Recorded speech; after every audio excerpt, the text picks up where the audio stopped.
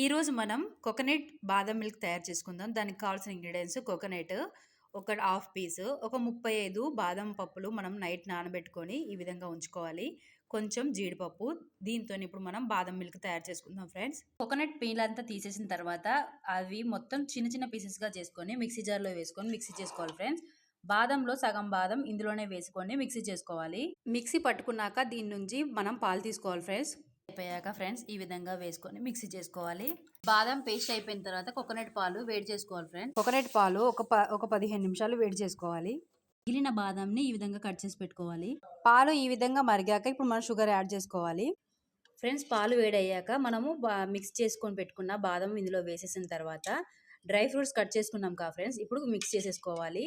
Cut చేసి పెట్టుకున్న బాదం, జీడిపప్పు, ఎటువంటి ఫుడ్ కలర్ లేకుండా తయారు చేసుకున్న బాదం మిల్క్ ఫ్రెండ్స్. కష్టపడేది మంచి ఫుడ్ కోసమే కదా ఫ్రెండ్స్.